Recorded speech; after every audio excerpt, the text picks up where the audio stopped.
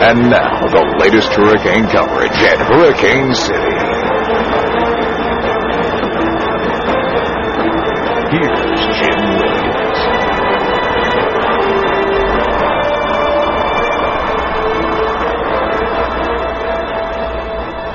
Good evening, and this begins our hurricane coverage of Hurricane Ike making landfall on the upper Texas coast going into Saturday morning, September 13th. It is currently September 12th. There's our current position of Hurricane Ike, southeast of Galveston by a little over 100 miles. The system is a Category 2 hurricane, 105-mile-per-hour winds. It could be strengthening at this time.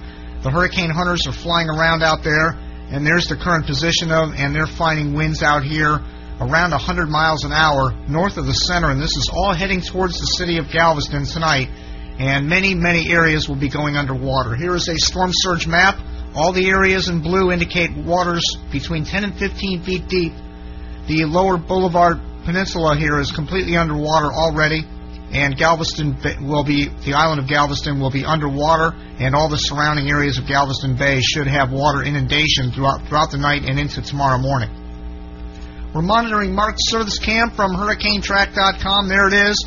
That house in the picture there will probably not be there tomorrow morning, and we wish the people the best luck. We are monitoring the TV networks. This is KHOU out of Houston. We'll be monitoring this network along with the other local networks and the national networks, as well as Scanner Audio and Hurricane WatchNet Audio, and also this 3D loop here from Storm Junkie of our hurricane. And these are the hot towers we like to talk about, these strengthening areas, these spikes that reach 40,000 feet in the atmosphere or higher indicate strengthening around a hurricane, so we're going to be watching the spikes to see if they increase and if we have a strengthening hurricane. We'll be showing you this radar throughout the night and into tomorrow morning. So we wish the people the best of luck. Here is our floater loop, and the system is heading inland. Tomorrow, in a few hours, it'll be heading in, and the wall of water will be approaching with the eye wall, and many of these areas will be submerged tonight, and we'll monitor this throughout the night and see what happens. Out on the seawall, our Rux Russell is still standing by there, and we see some clown who's out there trying to enjoy what's left of a nice day, and Rux Russell is there watching one of those piers come crashing down with the seawater. Rux? Yeah, we're watching a person in a bear suit right now. That's a first, but you are correct. Gus, if you could swing back over that way so we can show the folks at home what's left of this pier, this fish. The latest information has been telling me that firefighters can't get to the scene, so they're not able to put that fire out, despite the fact that it isn't raining yet, despite the fact that we don't have the hurricane force winds. Apparently they can't get to the site right now, so it is continuing to burn as we speak. At Story Center, you'll find out what kind of Story Center. This is David Drummond's storm chase cam, and he is there filming the fire right now. Let's stick with this for a few minutes, and we'll watch what's happening.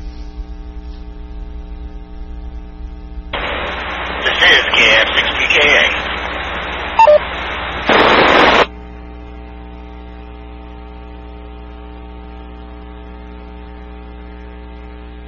So the yacht club is right here on the island, and that's exactly where the firefighters are trying to get to. Now, keep in mind, part of the problem that they're having is this storm surge continues to come in from this area as well, and it's inundated that part of the strand. So there's a lot of water in that particular area, and they're having trouble getting in to actually try to fight that fire. We are talking about the Yacht Basin boat storage facility. Apparently a transformer blew and ignited some fuel sources, and more explosions are expected. That said, the UTMB is not threatened by this. It's certainly getting a lot of smoke. It's not threatened by this.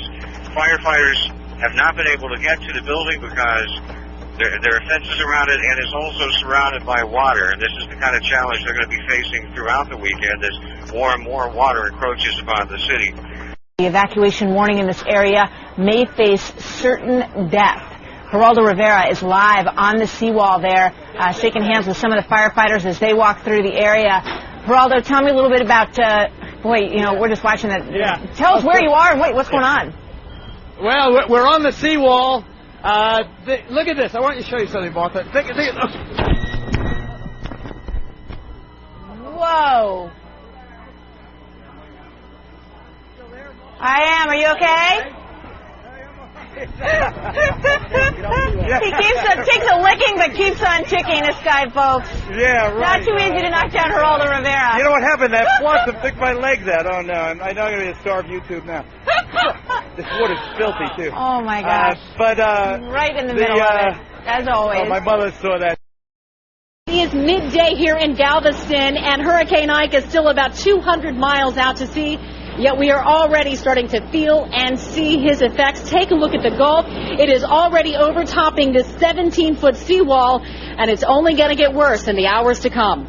But how much worse? There is a great concern from Galveston officials that this area is going to be underwater. The whole region could be inundated. Forecasters are talking about 15 to 20-foot storm surges.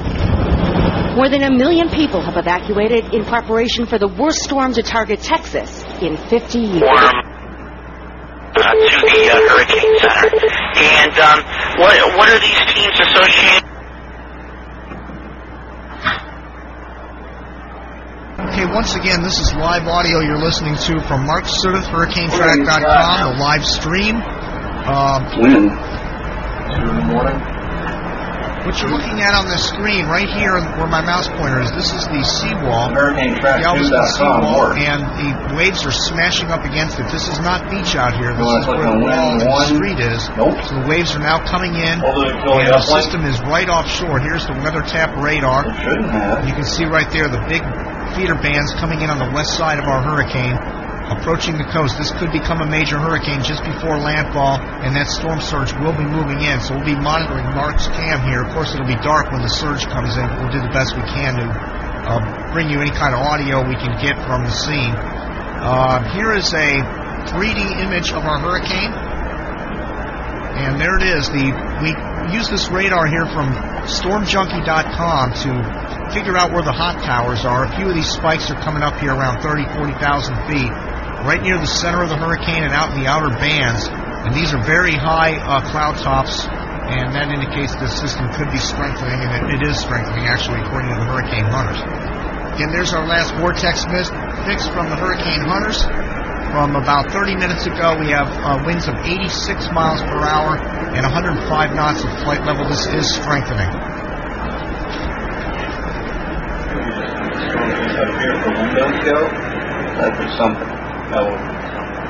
This is actually not the worst of it, but this is some of the debris that we have been seeing. And Wally, you can just keep driving right along the seawall here, back towards our hotel.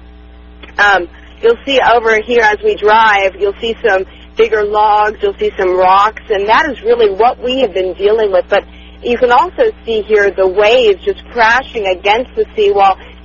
They are really forceful, and we've seen what look like chunks of asphalt that have actually been forced away from, forced loose, I guess you would say, and into the road. So we have been seeing a lot of that and trying to avoid it, obviously. Here it looks pretty clear, but you can get a good look at the surf here, which has been pretty amazing to see. We've also seen some roofs blown off. We have seen some walls just near the driveway of the flagship that was sort of came down with the force of these waves slapping against the seawall. So it's been pretty amazing to watch from inside with this new technology. We're able to stay a little sheltered in here and still bring all of this. Here's Mark Seidel's cam in Galveston. This is directly across from the seawall where the 1900 monument is located in Galveston. The power is still on, but look at the pole bending in this shot. Those winds have to be gusting 50, 60 miles an hour.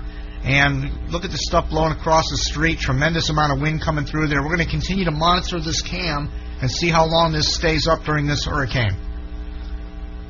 Here's our floater loop of our hurricane making landfall. A little bit weaker in the last few frames there.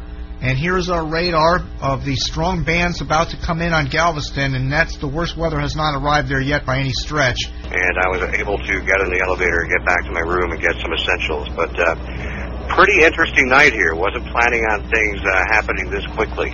And Brad, I know that the Galveston County emergency officials, they said a long time ago that at 9 o'clock tonight they were going to bring their people in to San Luis Hotel, and they would stop going to get anybody who needed help. We know 40% of the island, the folks are still there. Do you know whether or not they've had to go get anybody, or if it's been pretty calm? Well, first of all, isn't that an amazing statistic? I can't believe that. I was just listening in on a conversation between police officers on the elevator ride up, and apparently one of the officers had ventured out where he shouldn't have, and his car started to float. So, I mean, there's nothing they can do at this point, Len. But when we signed in, we had to sign a waiver saying that we would not hold the hotel liable for anything from death to injury. Also, we had to sign a statement saying that we would not open our doors as the storm was coming through, because when you do open the door in a hurricane, the glass is more prone to shatter and come off the track. Right now, you can feel the wind coming down the hallways in the hotel, but the wind is not hitting the hotel head on. It's coming more sideways at this point, and that's as the storm approaches. Oh, I will tell you that I heard today that people who are staying on the island have been told to write their social security numbers on their arms, on their forearms, in the event that something unfortunate happens to them. Yeah, Len was just talking. Okay, folks, just to let you know, that is the hotel that Mark Seidel from HurricaneTrack.com is staying in. We just had his cam up a short time ago, and he lost it because when they lost their power, I guess he's running on battery off a laptop, and he wants to conserve it. So that is the hotel that Mark Seidel is on. He's around the 5th or 6th floor, so it'll be interesting to see how this all plays out throughout the night with the storm surge and them not being able to get out of that building. Here's the last recon vortex message we have from the hurricane hunters, and this is as of 046 UTC around 8:45. That's a little over an hour ago. And we have pressure of 952 millibars at the surface in the center of the eye of the hurricane. Surface winds 82 knots. That's 92 miles an hour. And we have a 4 nautical mile elliptical eye and a maximum flight level wind of 103 knots in the northeast quadrant. Now, if we go and extrapolate the last few model data, the recon vortex messages, we had 954 in the last one, then 954 previously, 955 and 957. So we definitely have falling pressure. It's gone from 957 10 hours ago to 952 millibars. So it's dropped about 5 millibars in 10 hours. Where we've been putting everything together. Now, the reason why we're able to operate in here is because we're using battery power. Sergio is our engineer back here, and he explains to me it's not generators, actually battery power. Greg, we got our food down here. We got our coolers ready to go just in case. Anthony here from WFA in Dallas is actually putting together a story for our sister station up there. We've got Jim back there working on his story as well. Anthony's editing it right now, and then Sergio with our cable. Outside that door, which they've asked us not to open, and I'm kind of stuck right now. I don't know what's going on here, but bear with us. Outside the door, basically have told us not to open up any of these doors during the hurricane. Hold on. This is live TV, so just bear with us, folks. Here's the sign that they're putting up. Basically, the San Luis, please do not open your guest room sliding glass door at any time during the storm's passing. And they've actually sent police officers down here and told us do not go out there.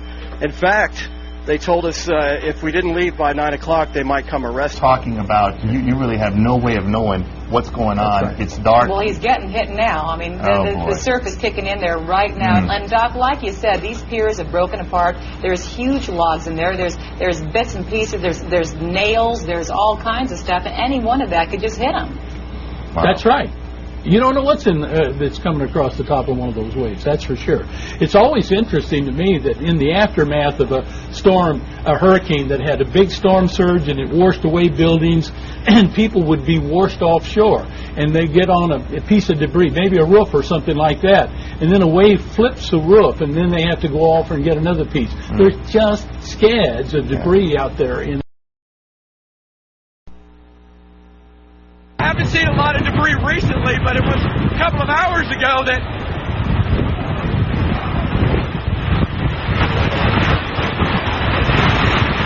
hold on.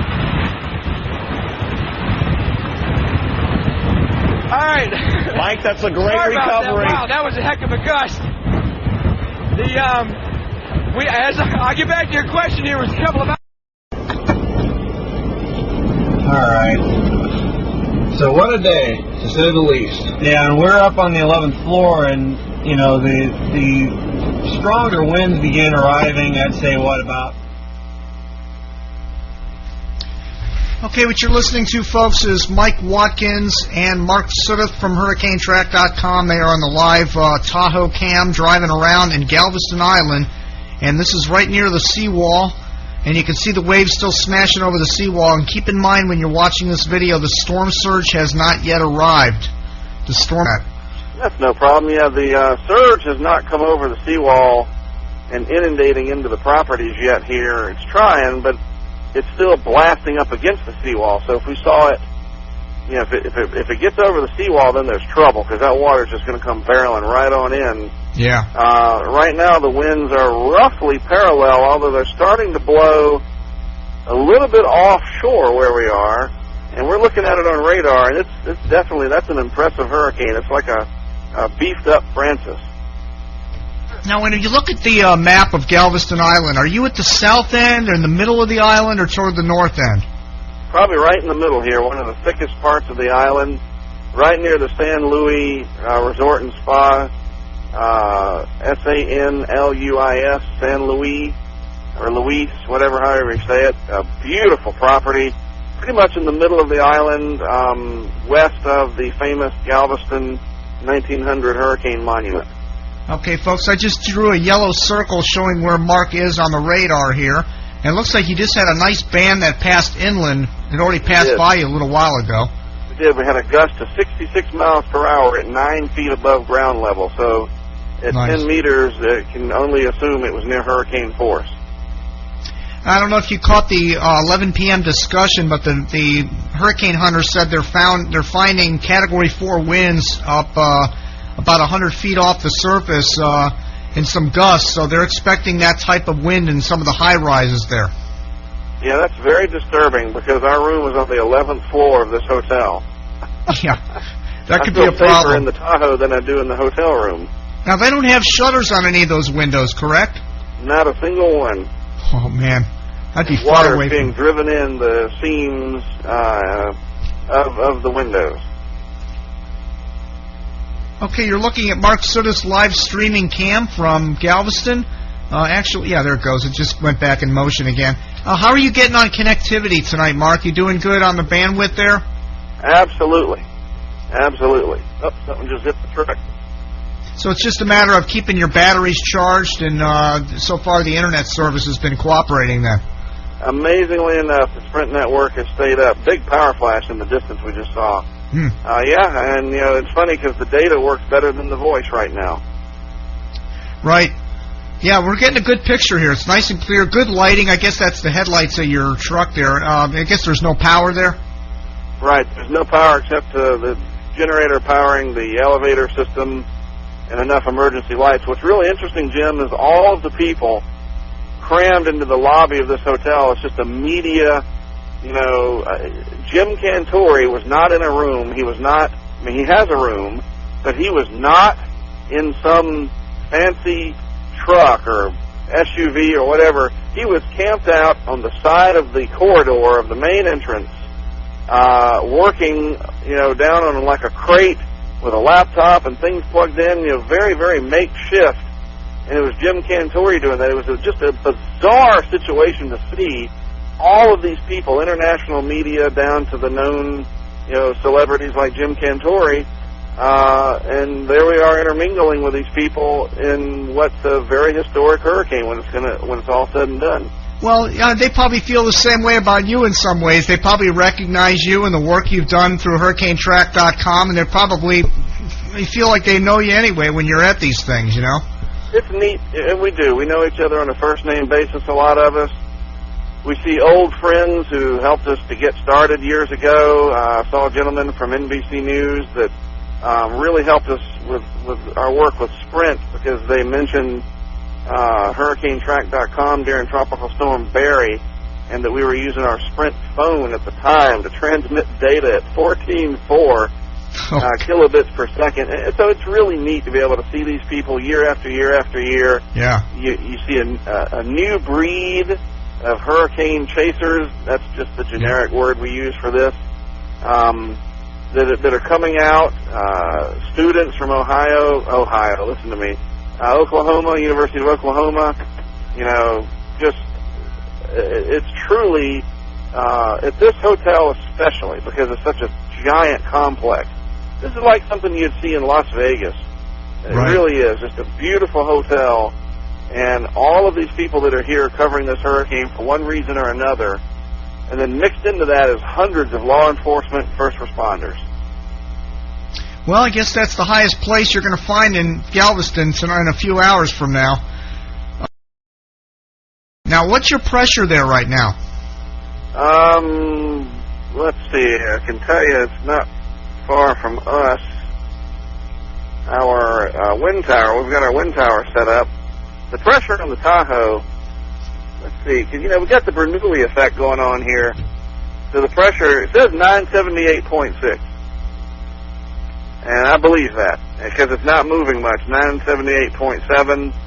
So that's pretty steady. Sometimes we get the Bernoulli effect where the wind will come over the vehicle and create extra low pressure, so it'll drop 2 or 3 millibars in just a second. Right. And then rise quickly. That's the Bernoulli effect for the most part.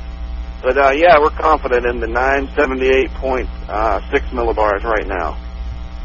All right, the hurricane has 952 millibars and falling. So it would be interesting to see if we get that lowest pressure on land there. Right. Hey, you guys, I know you got to save your juice there, so I'm gonna let you go, and we'll contact you in the wee hours of the morning when that surge starts getting in there. Hopefully, you'll be okay. You bet. We'll charge the phone up, and we're gonna address questions. Here comes the barrel. You guys watch this. Anyway, good to talk to you as always, Jim. We'll be in the eye in just a few hours, and hopefully can do it again. All right, Mark. Be safe, and we'll catch you. We'll talk to you later. Of these guys, they got batteries in their hotel room, and they're running everything off of batteries. I think this is fascinating, so I'm going to turn the volume up and let you listen in on this. Where we've been putting everything together, and we've got our chips and our bread and everything just in case we're here for several days. But things have been going pretty well. But again, they're not going so well outdoors. We've got at least 4 or 5 fires working out there. The firemen are staying on this floor and down on the second floor right now. They're frustrated as well. They can't get out there. They can only guess, like we are, where these fires are taking place. It is up higher than we have seen it before, because as you said, before it was flashing up against the seawall. Now it looks like it's right on the level of the seawall. So we'll have to see. Obviously, we're hoping that Ike comes soon, and then we can see what the back half does, and then just start checking out the damage. Okay, we have the Hurricane Hunter program open here on the HurTrack program, and we're measuring winds here just south of Port Arthur, Texas, coming on shore of 90 miles an hour out of the south-southeast. These are at the surface, 90 miles an hour, and it looks like here's another one, 90-mile-an-hour gust all the way across. All these barbs here are winds over between 80 and 95 miles an hour all along the coast here. And then when you get further east away from the center of circulation, these winds are around 65 miles an hour, buffeting the southwest coast of Louisiana. Several measuring stations are recording wind gusts up to 80 miles per hour. One gust on Galveston Island was recorded about 83. Do have gusts to 70 in the Beaumont area. Also near the Houston Clover Airport had gusts into the mid-60s. That's for stations information only at this time. And accepting any severe reports out of the Houston metro area, Galveston area, Texas City, Lamarck, any reports of lines down, poles down, any power outages, storm surge, flooding, any information that would be beneficial for the National Hurricane Center. Call now in 0 UAM with the VOIP Hurricane Net. Are experiencing tropical storm force winds at least Intercontinental Airport. Areas south of Interstate 10 are in general receiving wind gusts up to 70 miles per hour, with hurricane force winds extending into the Texas City, Lamarck, Galveston areas, and moving up into the Galveston Bay and Interstate 45 corridor. Stations should remain sheltered in place. It's too late to escape and evacuate now. This ends your UAM. Station's information. Currently, the inner eye wall of Hurricane Ike is just onshore, coming onshore on Galveston Island, extends out about 5 miles. Currently, you can be experiencing winds to 100 miles per hour greater along Galveston Island. Also, along the line from Santa Fe back to Lake Jackson, along that line. Several different rain bands with flooding rain and hurricane-force winds. This is a rather large eye wall. I'd like to encourage all stations not to venture outside. It could take up to 2 hours for this eye wall to pass, and immediately upon re-entering the eye wall, hurricane-force winds in excess of 110 miles per hour possible. Stay sheltered in place, and I would gladly accept any reports on the hurricane, on damage, any reports of trees down, power outages, or any information on storm surge or coastal flooding. This ends your UM with VOIP Hurricane Net.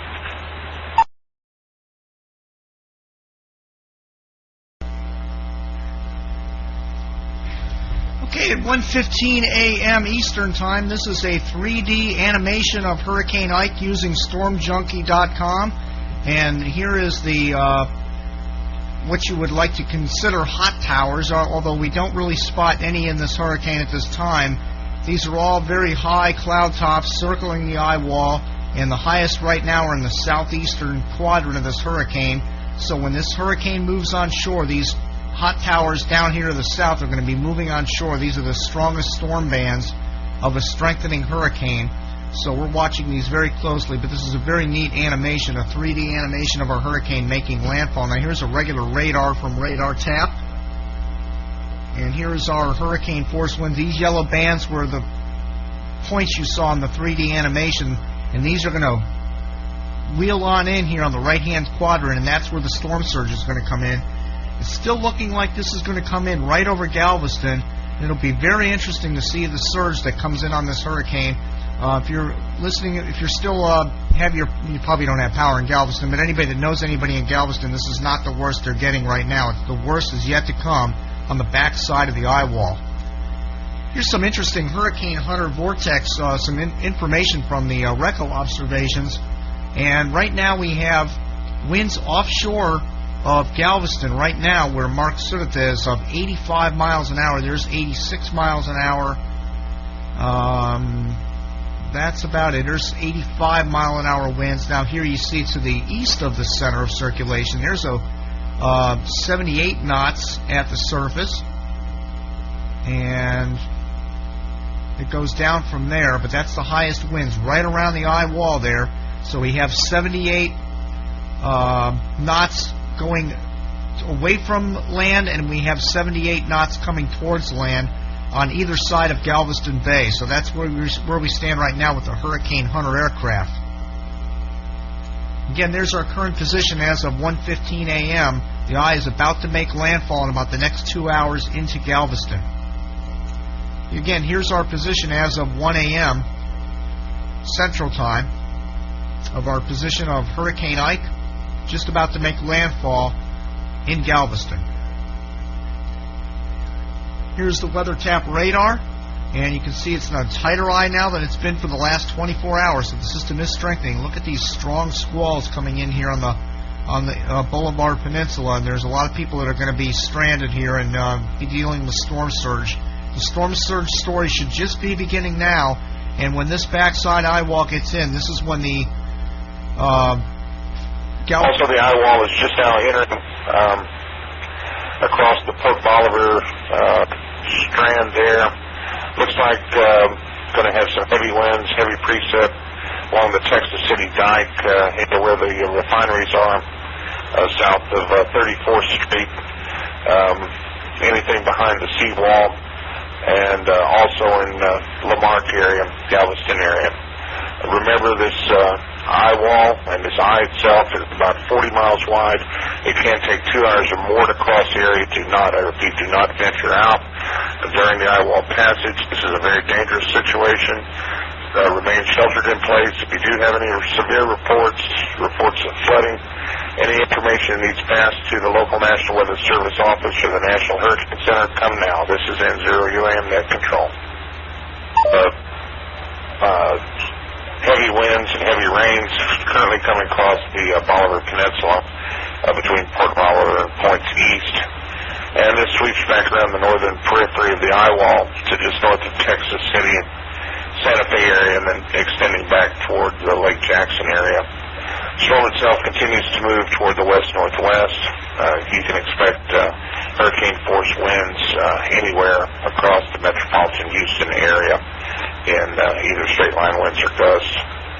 Do have several reported gusts in the last few hours in excess of 80 miles per hour, specifically on the Galveston Island, in the Beaumont, Port Arthur area, and also in the Sabine area. So stations, you really need to take this storm quite seriously.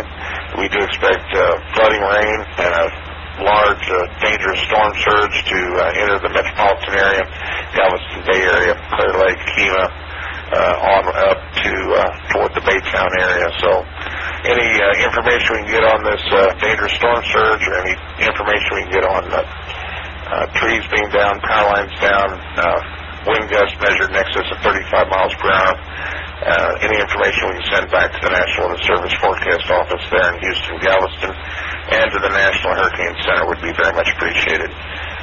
Any station with that information should call now. This ends here. Here's the latest vortex message from the hurricane hunters. This is the center of the eye of the hurricane. We have surface winds of 87 knots. That's 97 miles per hour. Actually, it's about a little over 100 miles per hour. We have a pressure of 953 millibars, and the interesting thing here is the temperature outside of the eye wall is 10 degrees Celsius less than the temperature inside of the eye. And when you have a big temperature differential like this, usually you have a strengthening hurricane, and that's exactly what we have here.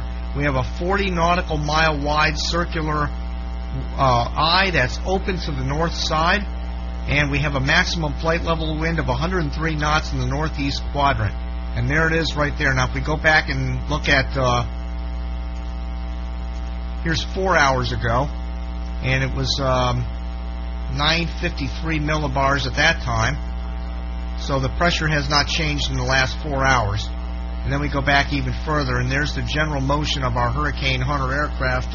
Center fixes on hurricane. It's due northwest.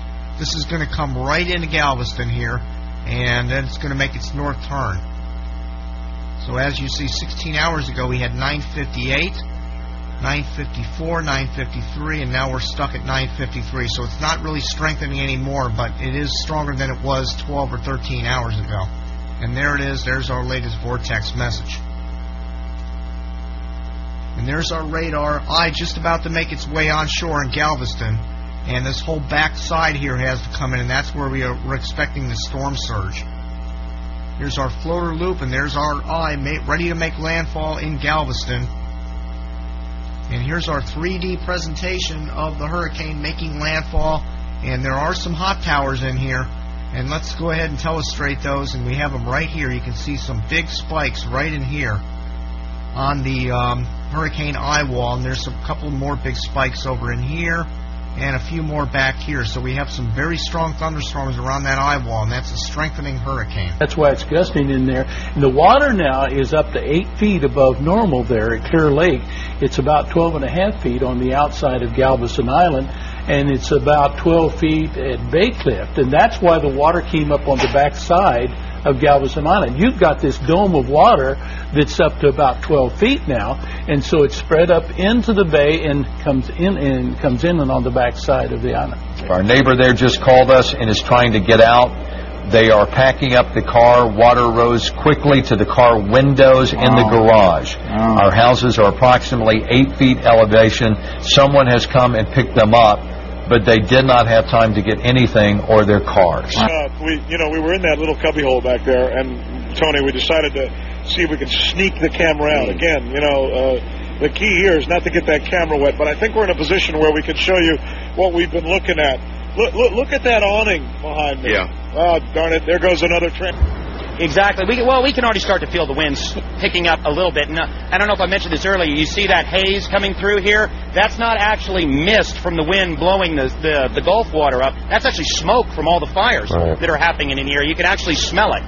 Oh, boy, that's rough. Webcam here at 3 o'clock a.m. Eastern Time, 2 a.m. Central Time. He is near the Galveston seawall, and they are in the eye of the hurricane right now. And here is the shot of their webcam in the eye of the hurricane. Oh, yeah, it's... Lots of twists and turns. I mean, it looks like we've got a little bit of water coming in from the Gulf right here. Yeah. Yeah. They track hurricanes. Yeah, I saw that. He said, can you just tell it? Just a setup and everything beforehand. Most anything like this. Yeah. Yeah, that's it. They're saying 73 is what? People were sheltered. Yeah. So probably 90 miles. That was check the wind tower. We have a wind tower that's set up. Okay, here is the eye of Hurricane Ike making landfall in Galveston, Texas, here at 2 a.m. Central Time. The advisory just came out, and there's an estimate from a automated station at Sea Rim State Park, Texas, reporting 10-minute average wind speeds of 76 miles per hour and a gust of 99 miles per hour. Pressure 28.14, 953 millibars. That's the pressure. And let's take a look at the Hurricane Hunters real quick. Here's a new vortex message. There's the eye about to make landfall. This is from 0631, and that's 2:30. That's about 30 minutes ago. The Hurricane Hunter vortex message. Surface winds 87 knots. That's about 100 miles per hour. And we have the pressure 953 millibars. Maximum flight level winds 109 knots in the northeast quadrant. So that's about 125 miles an hour. Now again, coming back to Beaumont, we are dealing with a pretty wild streak of weather right now. The wind is whirling. The sustained winds are about 40, 50 miles per hour. The rain is not stopping. It's coming down in buckets, and it's going to be a long night. Guys, Stephanie?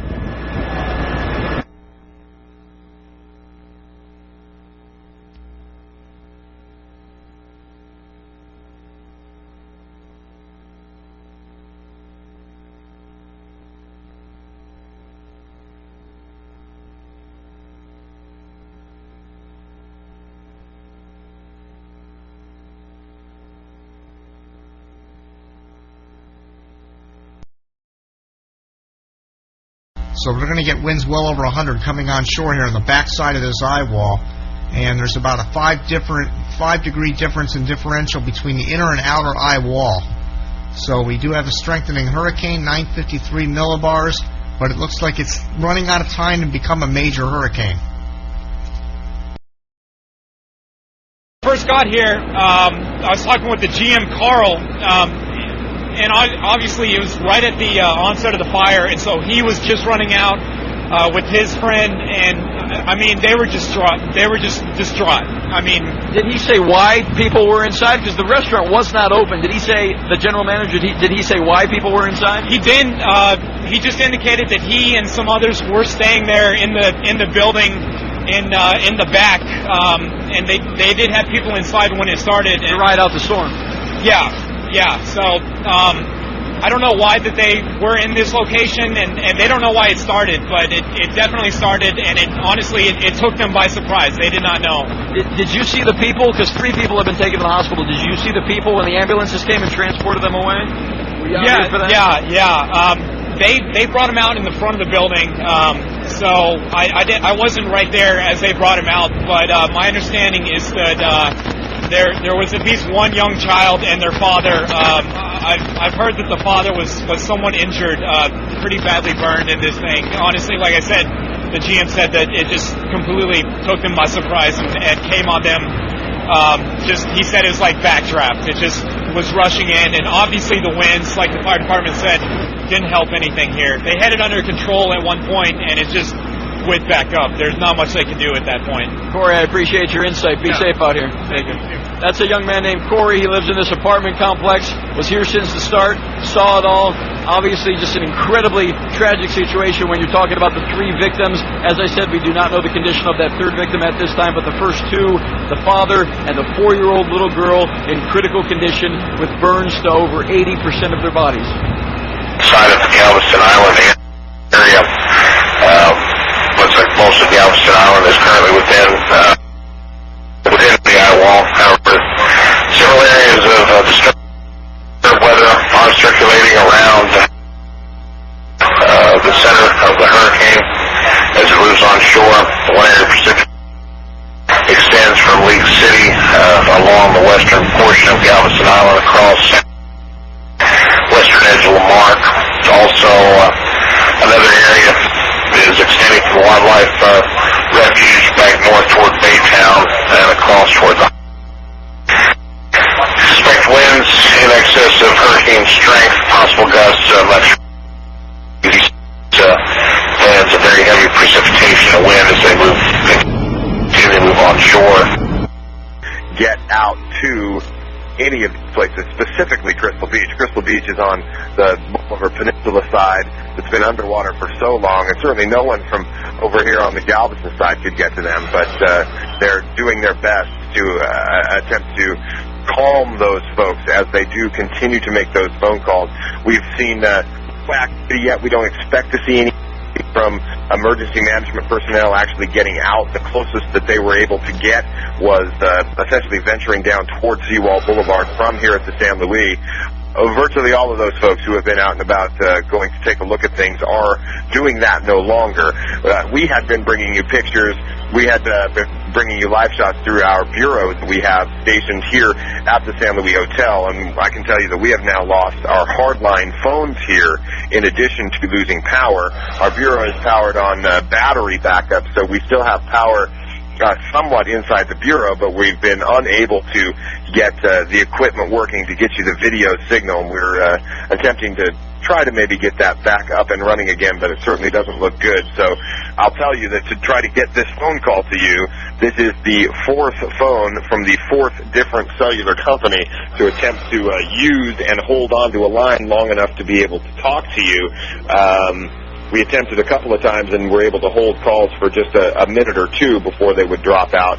And this has been the strongest one so far and been able to hold on to this phone call. But again, frustrating and difficult times for the folks in the Emergency Operations Center here as they continue to receive phone calls from people who need their help, desperately need their help, and there's absolutely nothing anybody. Inside the courthouse, there's a couple feet of water in there, but it looks as if the water may be receding. Folks feeling fairly comfortable at this point. They've moved to the 2nd floor of that building. They also have to get some computers off the ground floor and some election materials, but they think that the worst may have passed, and they're hoping that the water is actually receding. The roof was blown off, and our emergency personnel have gone in and successfully extracted the residents. We are in the process now of transporting them to a shelter at our community center. Was anybody hurt in that apartment complex? No, sir. Everyone is doing well, other than being a little frightened. Yeah. I can only imagine. In the effort of getting those people out into safety, how are the conditions right now? The conditions right now are probably 60, 70 mile an hour winds gusting. And where are you located exactly from the city of Houston for those listening on the radio? We're about 20 miles east of Houston, out on Highway 225 toward Baytown, LaPorte. Has this been 2:10 this morning?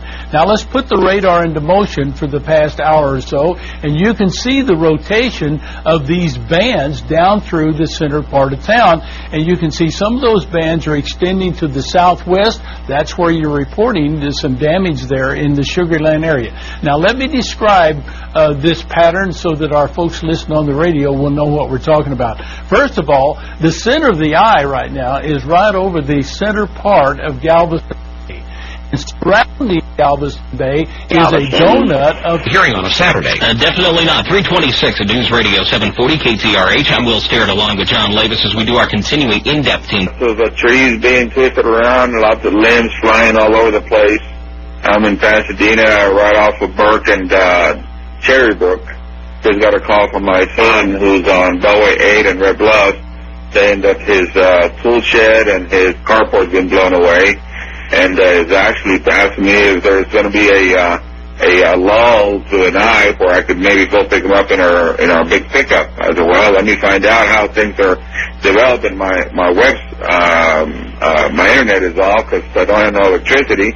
So I was calling you guys to see what you could fill me in on. Greg decided to write there, who is in his house on the second floor and planning a move up into the attic because the water was just coming up so quickly there. Jen, Jeff, we expect to see this next round from Ike, the backside of the storm, for the next couple of hours. Is that a pretty fair assessment? Oh, most definitely. At least another couple of hours here. We're only because as we drove through that, we could hear little chunks. We thought it was rocks or sand, but it wasn't. It was glass that was hitting our truck as we drove right underneath that building. We weren't looking straight up. We were looking around on the street to see if we could see debris. Once we got past the building, we looked up, and that's when you really could see just all of this amazing amount of debris and all these windows that are just, it kind of reminds me of that scene out of from Hurricane Katrina, downtown New Orleans. I don't know if it was. I think it was a hotel that all the windows had come out and all the blinds were flying in the wind, and that is exactly what it looks like right here in downtown Houston. And it's more than just one building too. I could tell you, it's at least two buildings are like. Is that an actual cyclone being created by the wind tunnel? That is.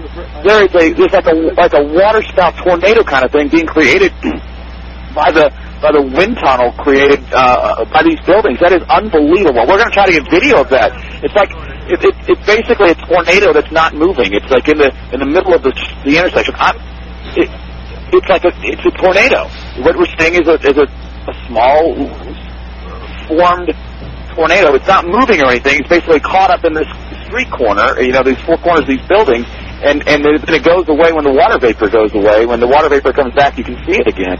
That's just never seen anything quite like that. I hope we got video of that, Kent. Okay, here's our hurricane force wind field as of 4 a.m. Central Time. And you can see that all of southwest Louisiana is under hurricane force winds. There's been a gust of 96 miles an hour in Port Arthur, Texas, right here to the right side of the eye wall. And there's been some gusts around 100 miles an hour in downtown Houston, and there's been very heavy winds and surge along the coast here in Galveston.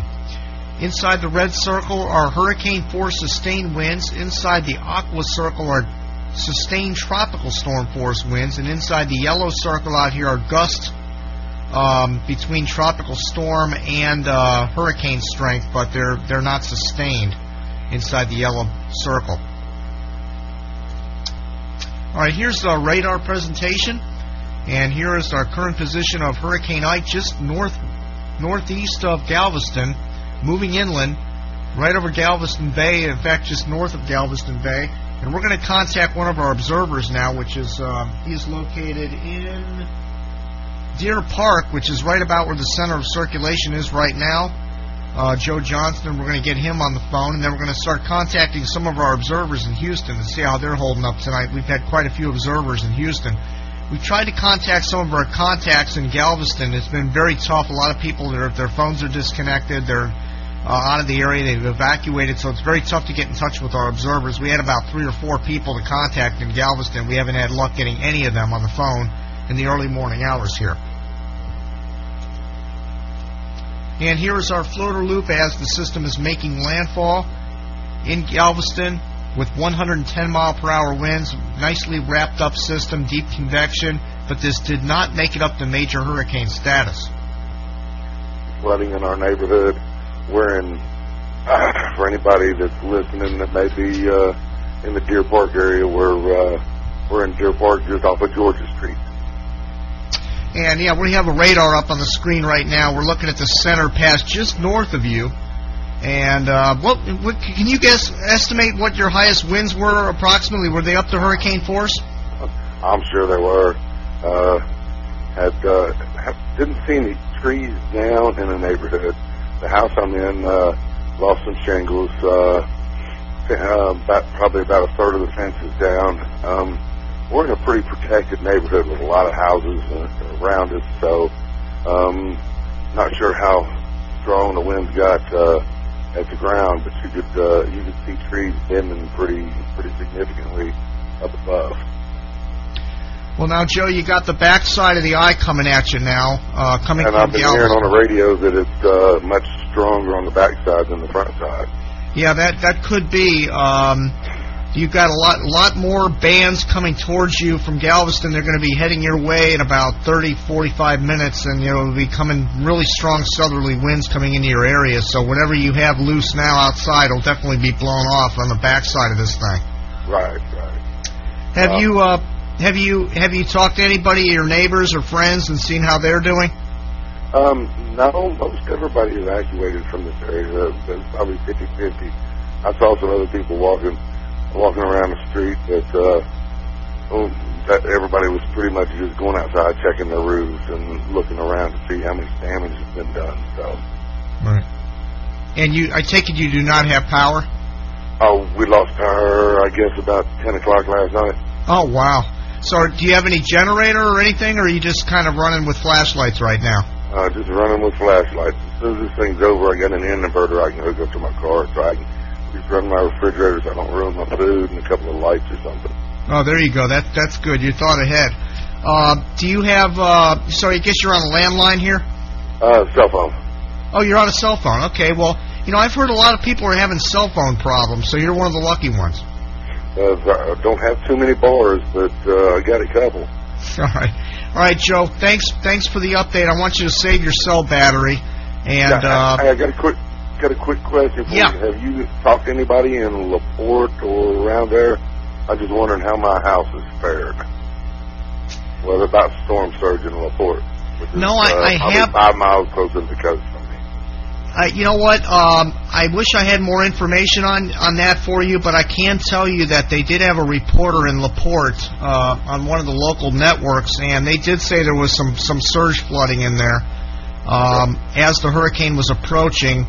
Now the winds would be coming offshore of LaPorte, heading towards your direction, so they'd be pushing the water away from LaPorte. But earlier on, the water was coming in there. Yeah. So if it did, I got flood insurance, but I'd rather not have to deal with all that stuff. Yeah, I know. I hear what you're saying. The insurance companies, they fight you tooth and nail on that stuff. So I'm hoping you didn't get any flooding in there, but we'll know more in the morning. So yeah. About what time is the tropical storm force wind supposed to die down? Around noon? Well, let me go ahead and run the HurTrack program here and see what we got going on. Right now we're under hurricane force winds, and what will happen is they're calling for 1 p.m. this afternoon. The tropical storm force winds should be out of the area. Wow, that's a long time for wind. Yep, 1 p.m. Yeah.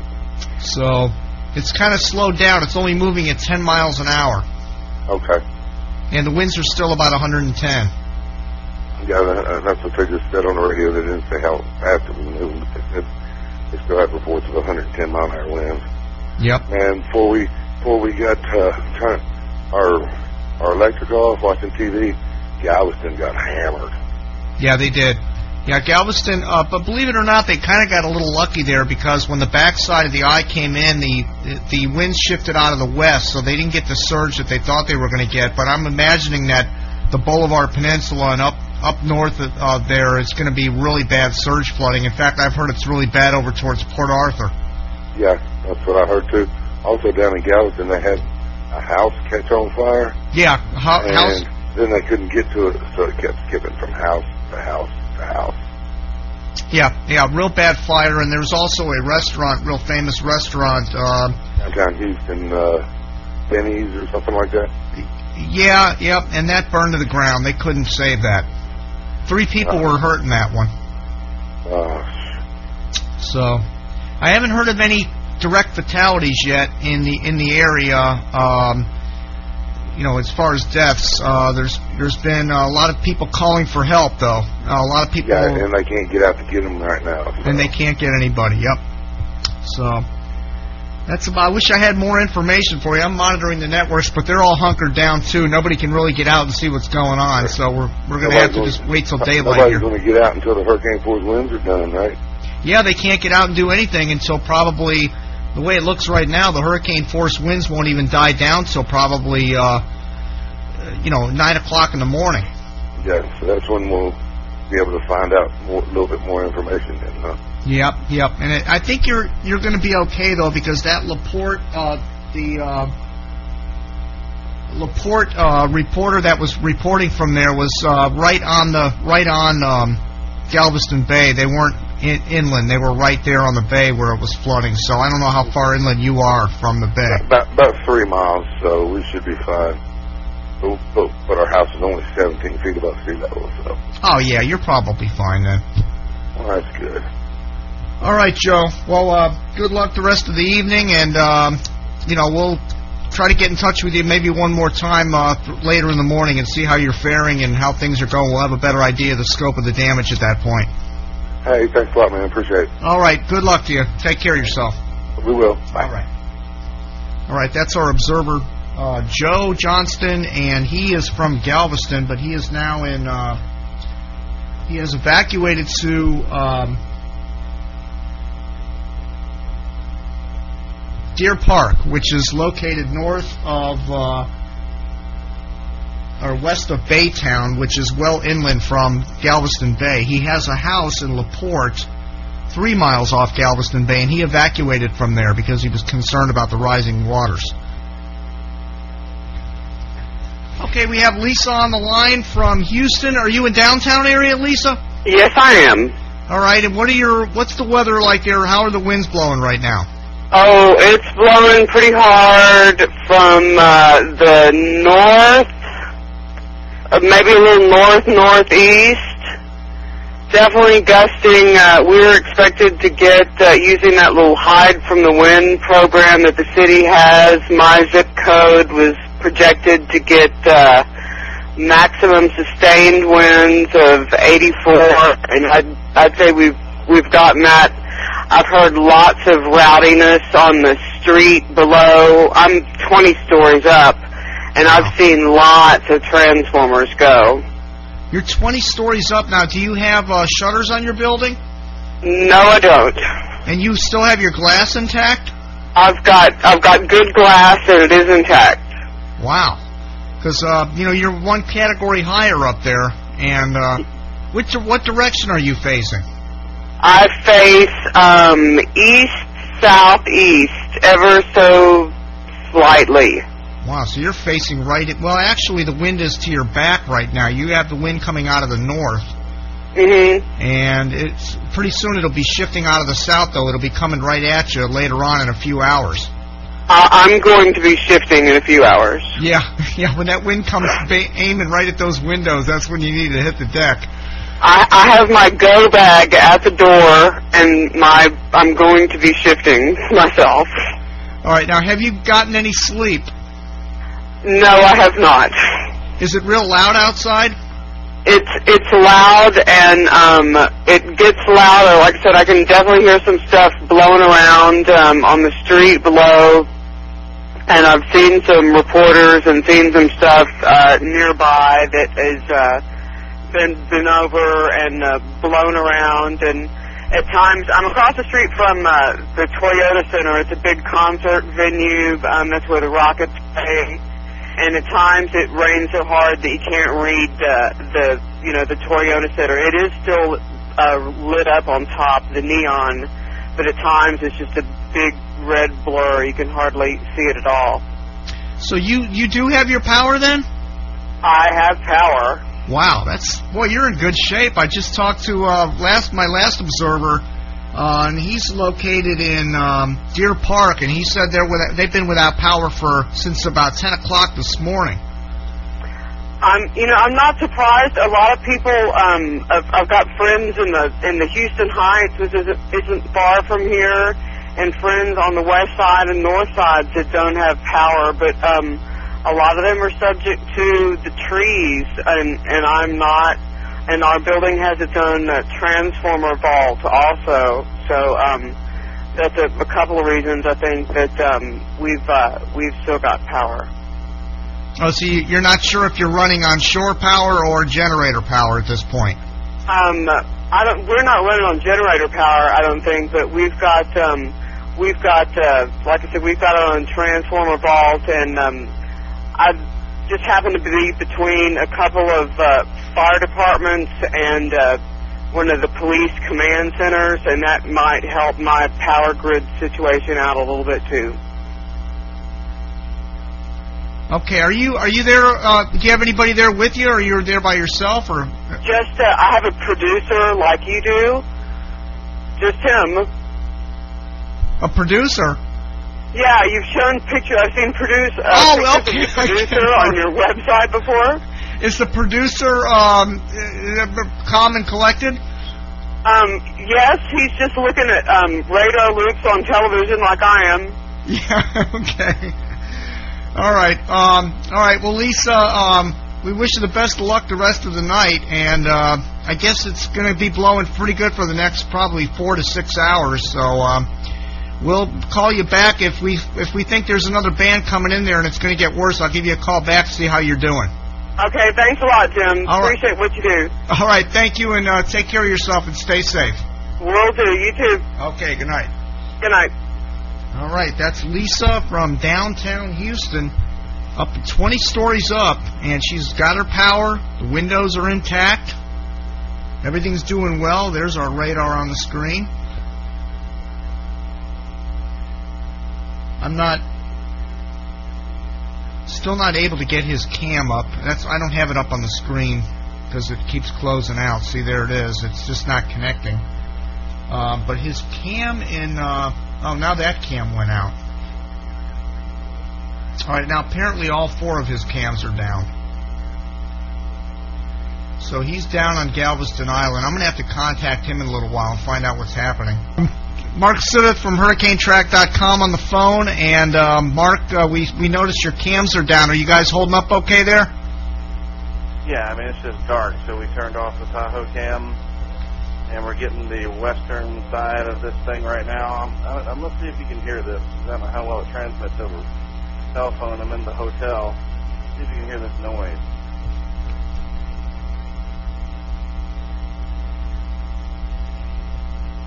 It's hard probably to hear, but imagine...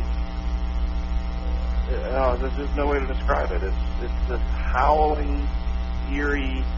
demonic sound up here on the 11th floor of the hotel as wind blasts through, rattling the windows, and the entire building is swaying. Wow. Has there been any broken windows? Not that we know of, but there's a lot of rooms in the San Luis Resort here. And so I can't say that none of them are broken. The 11th floor seems to be okay. These are pretty strong panes of glass engineered for this kind of thing. But we're probably getting good, solid Category 2 winds up here. The wind is now blowing just slightly onshore. The way the angle of the wind is coming, you can see it. Right. And the Gulf has started to breach the seawall. It's about even with the seawall now. We're probably at about 15 to 17 feet of storm surge. But the seawall is doing what it was built to do here, further west and further east, where there's no seawall, up along the, I guess it's the Bolivar Peninsula, I think. Mm-hmm. Yep. High Island, Sabine Pass. I'm sure it's an absolutely horrifying night there. Oh, I can only imagine the water that they're dealing with there right now. Guess Galveston got a little bit lucky on this one, although it's not over with yet. Right, we got to worry about the bay especially. Just an amazing unleashing of nature in this area, Jim. I never get used to it. Never see the same thing twice. When light comes up here in about 2 hours, what a world we're going to see. Oh, I think there's going to be a big, big mess out there, and a lot of houses underwater. I've heard there's a lot of people calling for help and nobody can get to them. Right. So. Yeah, we're hearing that too, that a lot of folks are going to want to be rescued. I'm trying to see what this is. It's like somebody's just beating on it, shaking it, and the entire hotel shakes and shudders.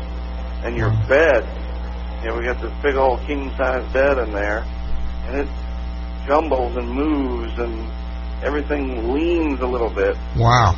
Just unreal. You think, good grief, this is only a strong Category 2 hurricane. I know. That's all it is. And look what it's doing.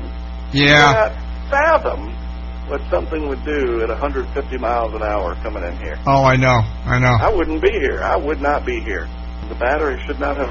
Uh-oh. Did you hear that? Yeah, I did hear that. Something just broke. Bam! Was that a window or something, or? There is no telling, man. It sounded... Whatever it was, that was violent. Could have been an air conditioning unit maybe getting ripped off the building. There it is again. I'm going to go closer to the source. Yeah, listen to this, Jim.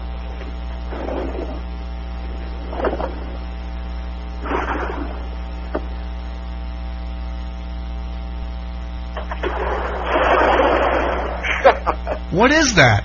I don't know. It's scary as hell, that's for sure. Now, you're still on the 11th floor? Yes. Up on the leeward side of the building, if that makes any difference at all. Well, stay safe, and we'll hopefully contact you when we have daylight and see what's going on there. Yep, please do. All right, Mark. Thanks a lot. Take care, everybody. Thanks, all right. Jim. Bye. All right, we have Lynn in. You're in Pearland? Pearland, that's correct. Pearland? Yes. Okay, and what's your conditions there right now, Lynn? We have gone through the first part of the hurricane. We just got finished going through the eye, if you could call it that, and now we're going through the backside. Just starting to get some wind again. Now, have you, has the wind been loud? I know you just took a little nap a little while ago, which is good. I've done that myself in the middle of a hurricane. Sometimes you have to get a little rest. But has there been a lot of loud wind hitting your house? Yes, very much. And have you noticed any, do you have your power on? No, lost power at about midnight. And so are you running around with flashlights?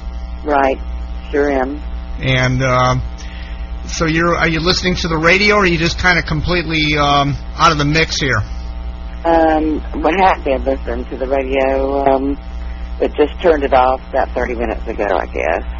Yeah, can sometimes be a little bit of information overload. Right, that's exactly what was going on. Yeah, I hear you.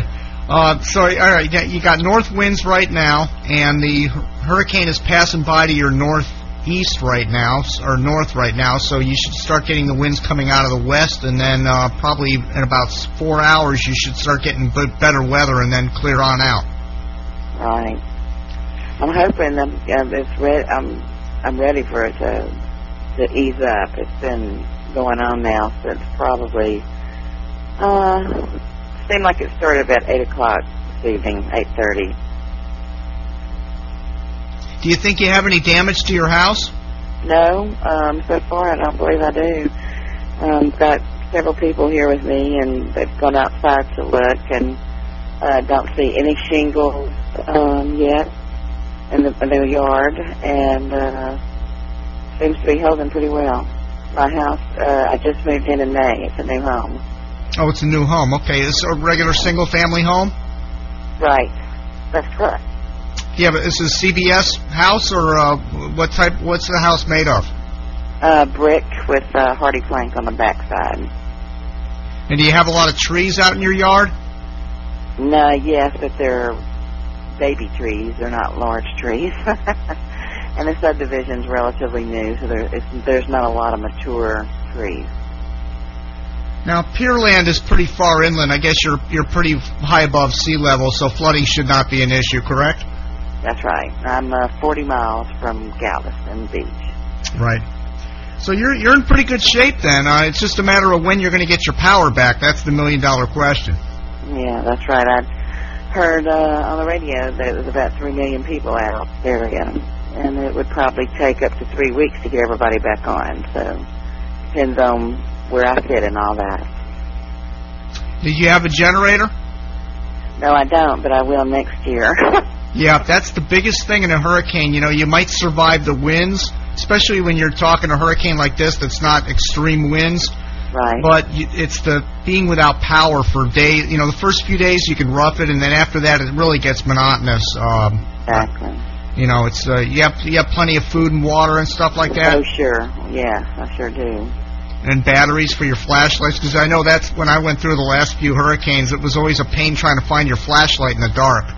Right. I have tons of batteries and Good. a lot of candles and pretty well prepared. All right.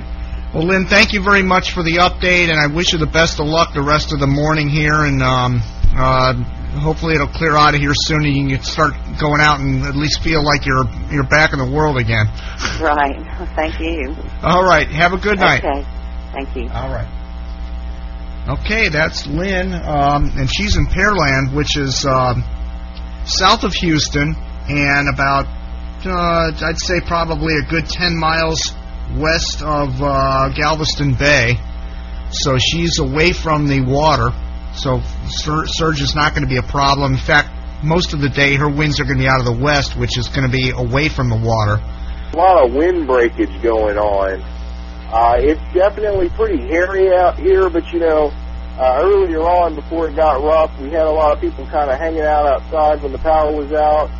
I've been kicking back playing guitar, subsequently found out that the seal on my bedroom window didn't hold, so I'm taking water there. Not in flood quantities, but certainly, you know, it's going to be an interesting renovation job once this is all said and done. You there? Yeah, I'm here, Nick. Is this more than what you expected? You know, this is probably a little bit less. It's real nasty out in the streets because of the way my apartment's built. We're pretty safe here. Now, earlier in the day, we took a trip down to Kemah and kind of in the Bay Area before the hurricane was going to hit, and got some really great shots. Pretty hairy, but most of us in this area, no real concern for storm surges, and the wind is about a solid Cat 1.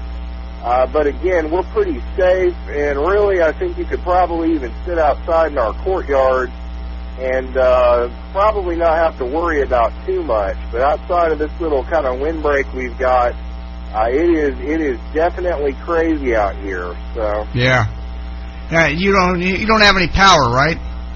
No, we've lost power for quite some time. The anticipation is that we'll probably be the first to get it. Our power grid is on the same as some critical hospitals around here. So right.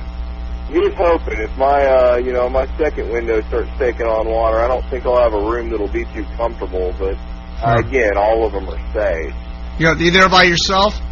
Yeah, I am here by myself. All right, so you don't have a responsibility for anybody and worry if you have to run somewhere in a hurry or the roof goes blowing off or something. It looks like there's been very little tornado damage, tornado reports rather. So it's just a real windy event here is what it. Yeah, it's just going to be a matter of being without power for a long time. So you'll just have to wing it for probably a week or 10 days. Oh, man, a week or 10 days. I'll be heading up north. Where are you at? Well, we're in Delray Beach down in South Florida, so it'll be miserable there for the next couple of weeks. Guarantee that. Oh, yeah, I imagine it would, but I'm adequately stocked and supplied, and I've got EBS squawking at me right now, so I'm gonna have to let you go. All right. If I need to bug out later, all right, man. Thanks a lot, Nick. Appreciate it. Later. All right, that was Nick from Houston giving us an update on an apartment I guess he lives in. He's got some water coming in a little bit in his apartment, but overall minor damage. It looks like right now we are being evacuated. Fire crews are on this floor now. They're knocking on every door, and they're getting folks down to the second floor. Second floor, sir? Second floor. So, Down to second floor. okay. All right, so I'm walking down with the firefighters, but that's pretty much, just my account of... That's pretty much just the account of how hectic things are right now, how tense things are, and it's kind of like you're moving from floor to floor wherever they feel that is. Down to the third floor again. We're on the fourth floor at the KHOU Bureau, trying to at least give you some sort of taste for what's going on here. Photographer Greg Hamilton helping out with these cables. Sergio Soto and Ernesto Torres as well, but this really is the dramatic shot, and we're going to kind of stand back from this doorway a little bit so you can just sort of see what's happening here. But that is, understand, outside this building there is a wall that is protecting the windows of this kids club, and you can see the glass on the inside has yet to have, it hasn't broken, but still the pressure coming through any of the cracks in the window seals is enough to make this door on the outside bow to the point where this is not a door that opens out. This is a door that is supposed to open in, and it is so much pressure that it's trying to break it off of its casing here by pushing it the wrong direction. It's like this in the entire hotel. One of the reasons why they made the decision to go through and try to clear out the rooms that did have people in them is, I'm told, they had some windows that did fail on the 8th floor here at the... All of that wind is pressuring and making it come all the way down all of these floors of stairs. It's like this all the way down to the bottom. Unless you get away from the window side, you're getting water on the inside. We're kind of checking as the winds come through to see how much we can get down, how far we can get down. But when you can see storm force winds inside a building in a stairwell, you know that it's a difficult situation. Down at the very bottom of the stairwell, that's a door that's supposed to be protecting this stairwell on the inside that's clearly been blown off of its hinges and is just now sort of resting on one of the stairwells below. I'm not sure how much farther I can venture down, but we're going to try to at least check it out and see. Okay, now we're in an area here on this part of the stairwell where it's actually open to the outside. So if we can get down, I'm not sure that we want to, though. Look at this wall here, Ernesto. You can see the entire sort of wall here bowing and bending from the force of the wind. We're not going to go down any further than that because I don't think that we're any safer if we go any further down, although it is open to the outside. You can see just down here one of the public works vehicles and some of the pumps that are trying to keep all of that water from backing up down below. That's the stuff you just don't want to hear about. We had a gentleman tonight who actually had to swim out of his home. We were doing live shots earlier this evening.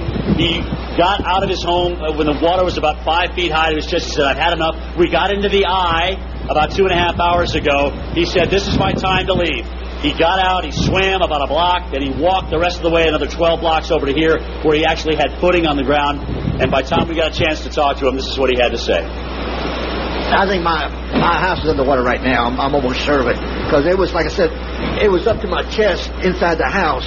And now with this, and as I was traveling this way, the water was going towards my neighborhood, traveling that way. Describe this. This is out of Galveston Island.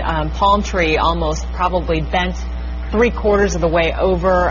Winds just blowing that rain, and it just looks like it's hard to even imagine what these people are experiencing. We heard from Dr. Frank and all of the other meteorologists here about the storm surge. Look at that wave crashing. I can't even imagine how high that must be. And then over at Clear Lake, the wind's starting to pick up again. You can see the boats getting knocked around. But Dr. Neal, just for a moment, you've mentioned this before, that in the eye of the storm, that is not the time to go and clean up what's going on, because a lot of people are going to be thinking it's okay to go out there, and when in fact you advise that's not. Now, so if I can get you to show these bubbles over here, it's actually bubbling up from beneath the baseboards, and we're going to take a step down the hallway, and you can see that the water is actually just beginning to, you're like waiting through here, and it's like this throughout the hotel.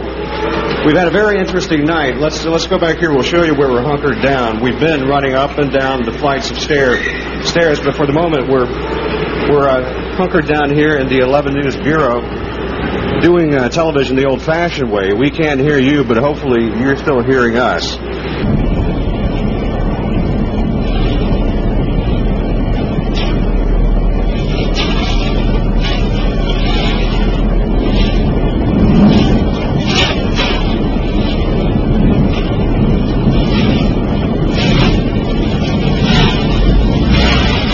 Wow, dude. What is that? See that? Big piece of the hotel fell in the car.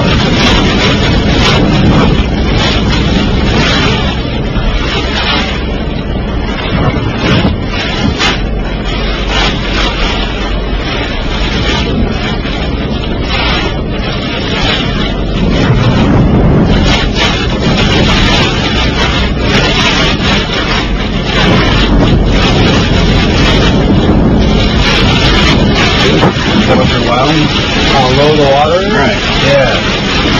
You're getting a look here at the Gulf of Mexico. I'll turn the vehicle where you can see it. It is extremely low compared to what it was just a few hours ago.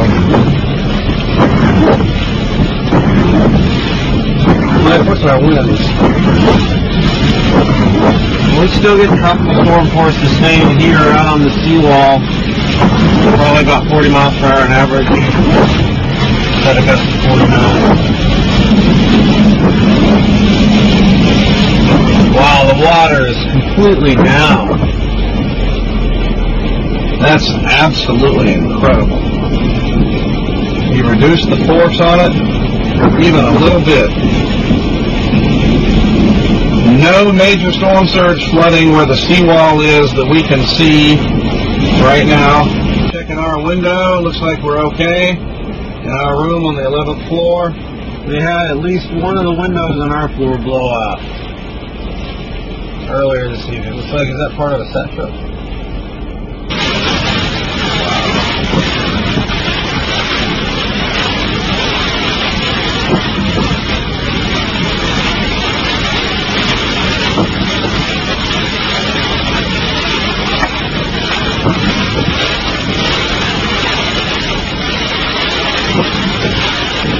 Once you get off that incline that is the seawall, you go back down into Galveston and it looks to be completely underwater. At least there's a good deal of it underwater. Yeah, totally underwater. A short while ago, it's creating more danger, and already there are thousands of people needing help, calling 911 and can't get it because emergency crews are having a hard time getting around the city. Speaking of emergencies, down on Galveston Island, a house fire right now. Rux Russell is there. Rux, what do you see from where you are? Well, we had just reported to you about this rescue on 91st Street. We're on our way back to the Bureau to feed that video in. Didn't get any further than 75th Street and Seawall Boulevard until we came upon some thick smoke and heavy flames. We drove down 75th. You got a house at the end of a row of townhomes. It's the end structure that is on fire, fully involved at this point. A lot of flames shooting through the roof. I'm told that the occupants were either managed to escape or no one was inside at the time, but there are no injuries. Firefighters are here. They are trying to contain this fire. They don't want it, obviously, to spread to other structures. Always a concern when we've got blustery conditions, and we're still getting some periodic wind gusts. Nothing like what we saw yesterday, of course, but still it's somewhat breezy here. Fire has been a problem with Ike. Earlier today, we drove around 40th Street and encountered the aftermath of several houses that had caught fire overnight. Some were still smoldering, and they had been reduced pretty much to nothing more than ashes. So here, yet again, another fire, but this time we do see fire crews out fighting the fire, doing everything they can to contain it. Last night, of course, at the height of the storm, they weren't able to do that, but at least firefighters have a good shot at knocking this one down. Back to you. All right, thank you so much, Russ. So it's kind of an understatement to say that the police and firefighters on the island have their hands full. Yeah, they're doing like a triage right now. They're trying to go to the most life-threatening spots first, and if they feel that there's no one in a house, they're going to go to the people where they know there's actually a life-threatening situation. They have a dramatic survival story this morning from the fire chief. He told us about this family. When the eye of the storm passed over, it's testament to how big the storm was. It was about an hour and 20 minutes of calm. And in that time, a family managed to get in their boat and travel in toward the San Luis, where we're all staying. They got close enough to get on dry land and run and make it to the hotel. And we interviewed that person earlier today. But I'm sure we'll be hearing many more stories like that as the day. Panoramic view of traveling from home to home, and that is completely understandable with the winds that you folks have been seeing there in the Galveston area. Now, did this happen in the overnight hours where the firefighters just simply could not get out to fight this because of the strength of the winds, or when did this take place? Well, good question, Lucy. The fire on 40th Street, which we showed you video from earlier, that did occur during the overnight hours. This one was a situation where the fire didn't begin until this morning. But keep in mind that for several hours this morning, conditions were still too rough, really, to venture out in. I mean, we were getting the tail end of those hurricane force winds and then the tropical storm force winds as the storm started to move on. So that was a lot of wind to deal with. The firefighters essentially were using tanker trucks to try and get water onto these houses. But by the time they arrived, I'm told the fire had already spread to several other structures, so there really wasn't much time for them to get this blaze under control. Rux, it's hard to fathom. Every once in a while I stop to think that a week ago we were thinking, Ike, well, we'll see where it goes. And just a few days ago we were thinking it might go to Corpus Christi. I'll never forget Dr. Neil Frank walking up to me in the newsroom with a little hurricane tracking chart and a pencil, drawing a straight line, saying, I don't know, I got a bad feeling about it. That's what he said. He said he had a red flag going up, and I said, Doc, can you put the red flag down, please? Yeah, exactly. It will be affecting the Texans game. The Texans were supposed to be playing this coming Sunday, tomorrow. They then moved that game to Monday in anticipation of the storm. And now, because of this damage that you see here, these holes that have been ripped through this retractable roof, the game has been moved to November 9th. The game against the Baltimore Ravens to November 9th, and the game against the Cincinnati Bengals has been moved to the bye week on October 26th. So some changes for the Houston Texans and also for the Houston Livestock Show. But most of these people are escaping with nothing but the clothes on their backs. They're telling us stories about a 6-foot tidal surge that took their houses out completely. They say that Crystal Beach, everywhere on the Bolivar Peninsula except High Island, in their words, is decimated. Some of them will tell you those houses are completely gone. These are some of their stories, the people that we talked to who have been rescued here along with their pets, brought back to safety, but only with the clothes on their backs. Dave, how's your day been? The day's getting better, but we rode a staircase last night from 12 o'clock to 4 o'clock in the morning. You rode a staircase where? Crystal Beach. Crystal Beach, your house, Crystal Beach? Yeah. What was it like? Rough. Did you ever rode a staircase in a hurricane? Getting caught up in the trees. How high did the water get? Our house is 14 foot. It took the bottom out. It took the floor up, buckled down, and took it right off the piling, and we dove out the door and grabbed the staircase, and we floated up. 2 neighbors left out of maybe 20. Is your house still there? No. If the flagpole wouldn't have stopped the house would have crushed us. In Crystal Beach, what can you tell me it looks like? It's all underwater except for High Island. Crystal Beach, gone. There's maybe a handful of houses all along that area. I mean, it's underwater. It's underwater. People are on their roofs, waiting for a rescue. Some people hung on till they couldn't hang on anymore. There was cows coming up through the town and alligators. It was crazy. Do you think everybody made it out alive? No, definitely not. Definitely not. Not from the helicopter ride I saw over here. There's no way. We had to rough it through waves and currents for about 4 miles and taking care of elderly people and trying to save dogs and people getting washed, And we had 14 people and we walked 4 miles to High Island through the crashing waves. We had a 73-year-old man, an elderly woman, heart patient. We had 2 children, I was carrying one, the mother was carrying the other. The father stayed back to help her with the elderly people, and everybody else was every man for themselves. They were taking care of themselves, and we all walked to Highland, 4 miles, at 5 o'clock in the morning. How much water?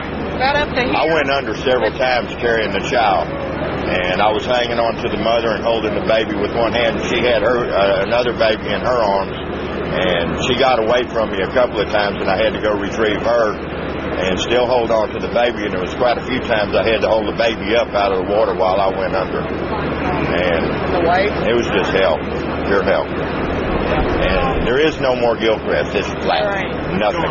No.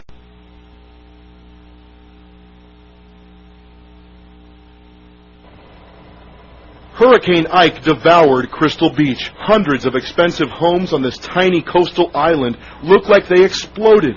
Shreds of debris left floating in the water.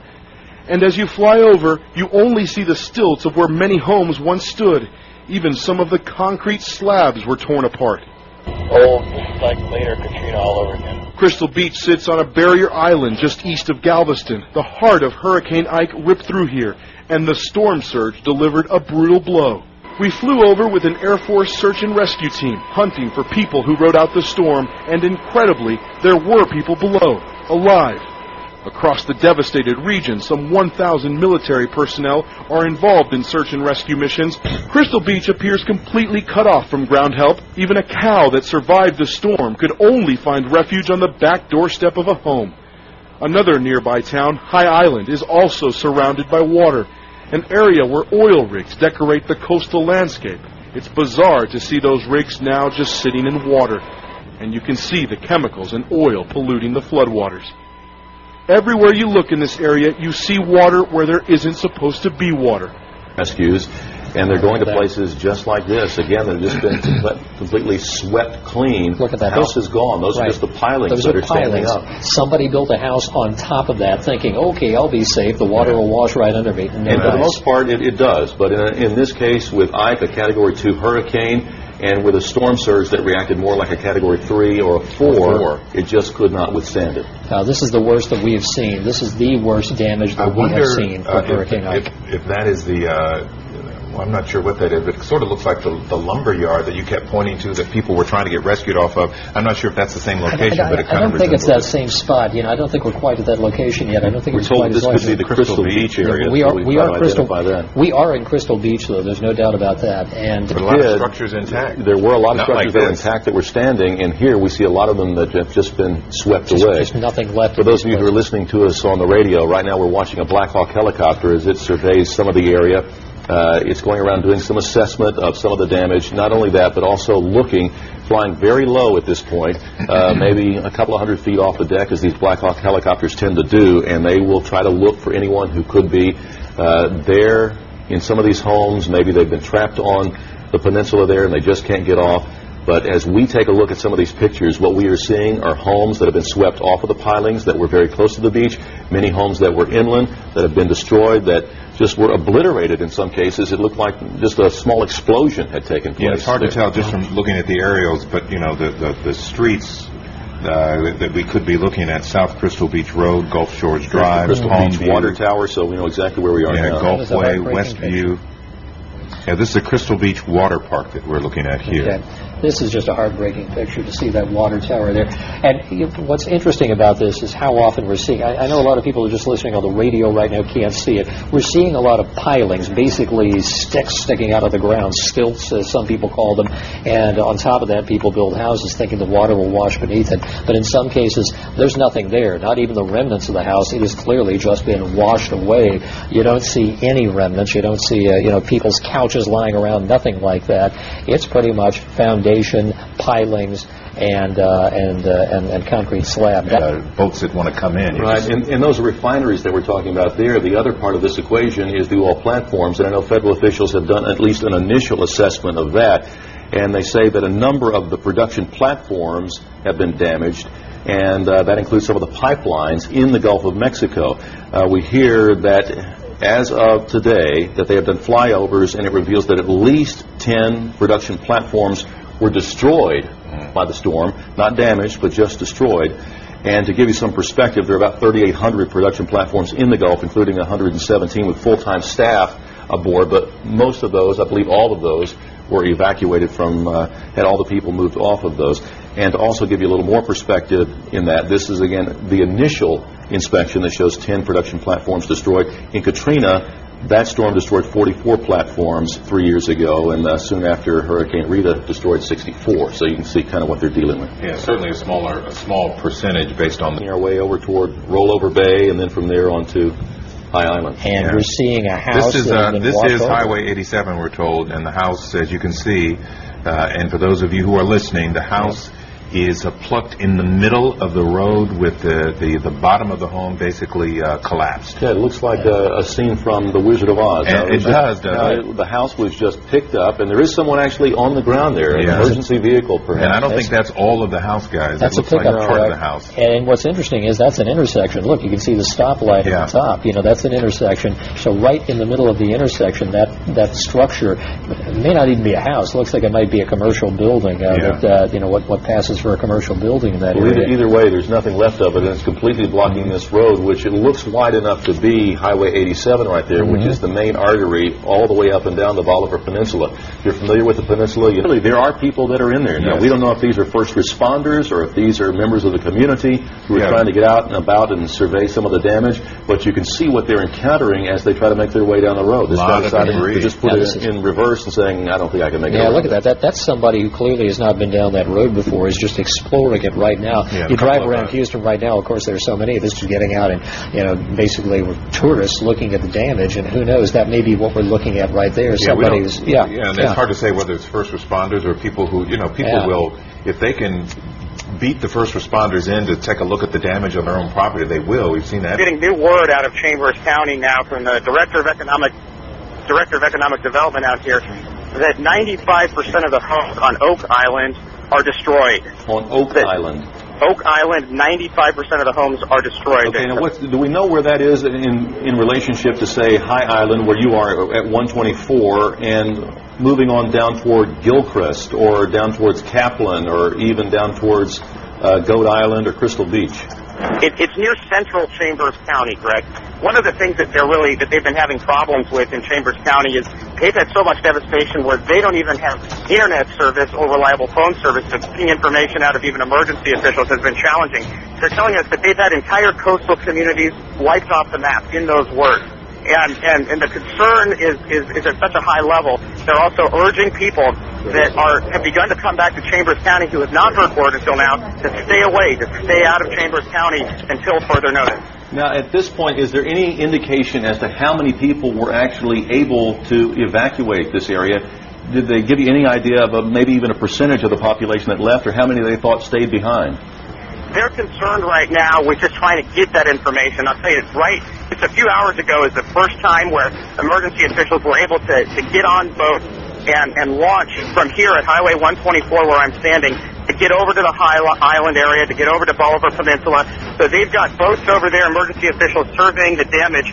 We don't know yet what that is. They don't know how many people have evacuated. You see this damage, this devastation, it makes you wonder if Michael Chertoff, when he said we don't really know if we're going to come up with an unpleasant surprise, could be happening and unfolding right before our eyes on this Bolivar Peninsula area, and especially on the Crystal Beach, High Island, Gilchrist area. And, with Bolivar Peninsula, we were talking about it earlier. They were saying that reporters were asking, well, are there any fatalities there? Do you know of anything? And they didn't say no. What they said is, well, right now we're dealing with families and trying to get identification and such. And so it left that door wide open to the possibility that, unfortunately, something terrible may very well have happened beyond this devastation that you're looking at with all the debris and trucks turned over and how to get off. But imagine, when you're looking at these buildings that are just completely ripped through by that storm surge, imagine what they went through. Right, exactly. It's terrifying. It's hard to imagine. The people who survive experiences like that have written some harrowing accounts of it through the generations of what it's like whenever the water starts rising through there. One of the most vivid memories you'll find in memoirs of all this, people, yes, climbing, trying to get to the highest possible point, but then the other creatures that try to climb, the snakes that are climbing the sides of buildings, that are coming in through windows, rats and so on. I mean, everything is trying to get away from this onrush of water, and so you've got humans trying to shoo away the rats and the snakes and try not everybody. to drown. Everything and anything that's on the road. Absolutely amazing. The devastation is just horrendous. It really is horrible. Again, I'm going to agree with you guys. I don't think any of us thought that this was going to be this bad, and it's just terrible. It really, really is.